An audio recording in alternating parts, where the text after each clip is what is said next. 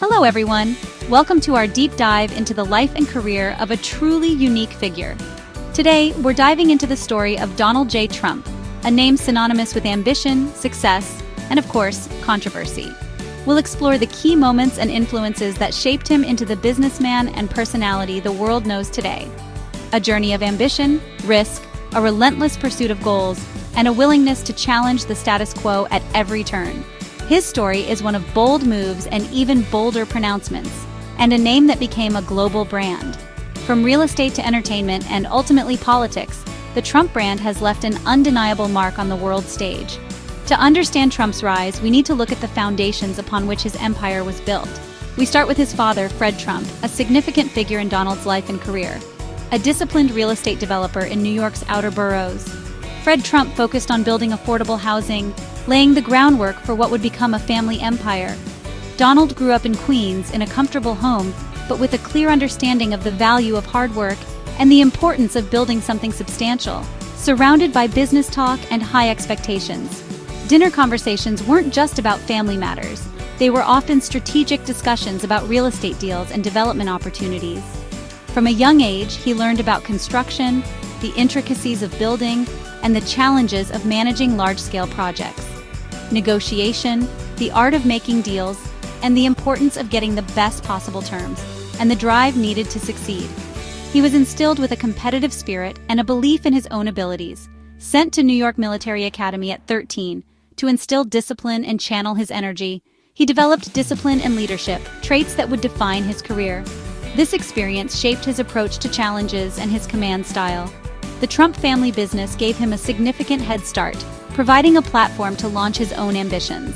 Knowledge gained through hands-on experience and formal education, resources, the financial backing necessary to pursue ambitious projects, and a clear expectation to achieve. The pressure to live up to the family name was a constant motivator. But what set Donald apart, what truly distinguished him from his peers, was his willingness to take those lessons and aim even higher. He wasn't content with simply continuing his father's work. He wanted to build something bigger, something more iconic. He looked beyond Queens, beyond the established boundaries of the family business, setting his sights on Manhattan, the biggest stage of all. He saw the potential for luxury developments and high-profile projects that would capture the world's attention. This is where his own risks and vision began to shape a legacy that would be distinctly his own. That would change New York's skyline. He wasn't just building buildings, he was building a brand. The story starts with advantage, with the resources and connections that came from being a Trump. But it's what he did with it that made history. It's the story of how one man transformed a family business into a global empire, and in doing so, transformed himself into a household name. Donald Trump's real education began, not in the halls of Wharton, but in the trenches of the family business. It was a hands-on curriculum, far removed from theoretical models and case studies. At his father's company, Elizabeth Trump & Son, a company built on hard work, practical know-how, and a deep understanding of the New York real estate landscape. After Wharton, armed with a formal education, he joined the family business, ready to apply his knowledge and eager to prove his worth. He wasn't confined to the office. He was out in the field, learning the realities of real estate firsthand. He absorbed the nuances of construction, the intricacies of negotiation, and the importance of building relationships. Fred Trump was a master of building affordable apartments, providing housing for working-class families across New York City, and navigating government subsidies, a critical skill in the world of real estate development. He understood the importance of working with the system to achieve his goals. A low-risk, high-volume model. It was a formula for consistent success, a steady stream of revenue that fueled the company's growth. Donald absorbed every lesson. He was a keen observer, a sponge soaking up the wisdom and experience of his father. Market knowledge, understanding the ebb and flow of the real estate market, identifying opportunities and anticipating trends. Cost control, meticulously managing expenses, finding efficiencies, and maximizing profits. And the power of leverage, using borrowed capital to amplify returns, a strategy that would become a hallmark of his business dealings. But his ambitions outgrew the outer boroughs.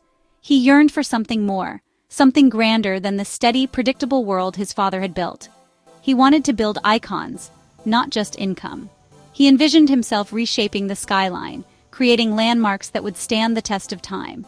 He watched his father's caution, a risk-averse approach that prioritized stability and long-term security, but dreamed of Manhattan's glamour and risk, the allure of high-stakes deals, the potential for massive profits, and the prestige of building in the heart of New York City.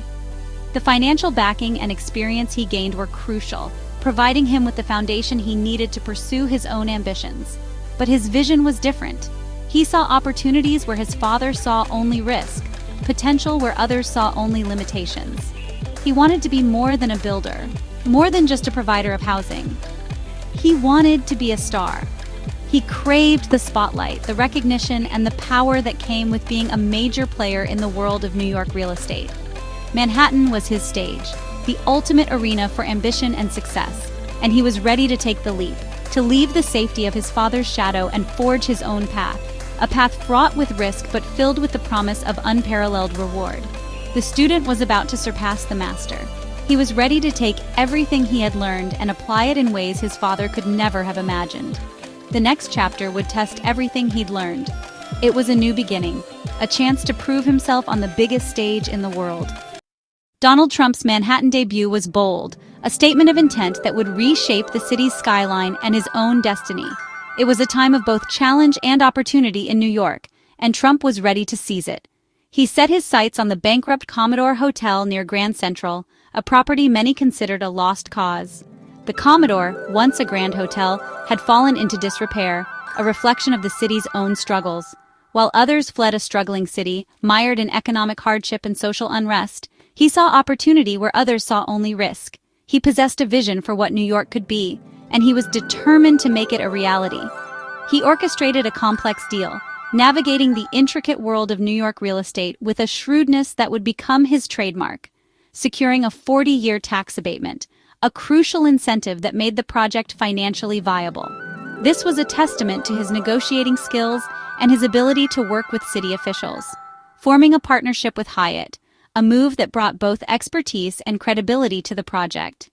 Hyatt's involvement signaled that this was a serious undertaking, not just a pipe dream, and securing major financing, a feat in a time when banks were hesitant to invest in New York City. He convinced them of his vision, of the potential for a revitalized Grand Central area. The Grand Hyatt's 1980 opening was a triumph, a symbol of renewal and a testament to Trump's ambition.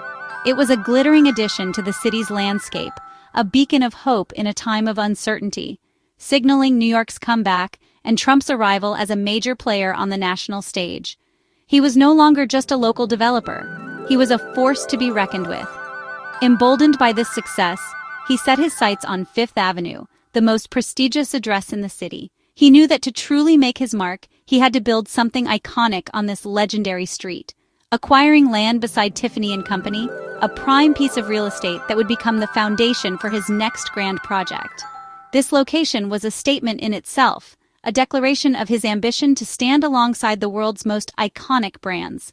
His vision Trump Tower. He envisioned the world's most luxurious residential and retail building, a monument to his own success and a symbol of the city's resurgence. Every detail, from the marble atrium, a soaring space designed to impress, to the dramatic design, a bold statement against the New York skyline, was about spectacle and status, designed to attract the world's elite. Trump turned construction into a media event, constantly generating buzz and keeping the project in the public eye, making the building and himself a sensation, a masterclass in self-promotion. When Trump Tower opened in 1983, it became a global symbol of luxury and ambition, attracting tourists and residents from around the world. Trump had built more than a skyscraper. He'd built a brand, a name synonymous with wealth, power, and success. Manhattan was his, and the world was watching, captivated by his audacious rise. The Trump name was now synonymous with bold success, a brand that would soon extend far beyond the world of real estate. The 1980s saw Trump transform from developer to celebrity, chasing projects that made headlines. He took over the stalled Woolman Rink project in Central Park, finishing it in months and under budget, a PR masterstroke. Trump's reputation as a problem solver soared. He expanded into Atlantic City, building casinos like Trump Plaza and the extravagant Trump Taj Mahal. Each project was bigger, riskier, and more public. He bought an airline, a yacht, and assembled a collection of status symbols. Every move was a spectacle, reinforcing his image as the ultimate dealmaker. But this relentless expansion stretched his finances thin. The risks were mounting, and the stakes were higher than ever. Trump was living the dream of the decade: wealth, power, and fame. But the bold bets of the 1980s would soon bring new challenges. The next chapter would test his resilience. As Trump's fame grew, he realized his greatest asset wasn't a building, it was his name. The Trump brand became shorthand for luxury and ambition. He expanded beyond real estate, licensing his name to everything from hotels to steaks to board games. He bought the New Jersey Generals football team, gaining media attention even as the league failed. Trump-branded hotels and golf courses became global destinations, each promising a world-class experience. Licensing allowed him to profit with less risk. Developers paid for the prestige of his name. The Trump brand spread worldwide, from Istanbul to Toronto. He moved from builder to lifestyle icon, making his name a global commodity.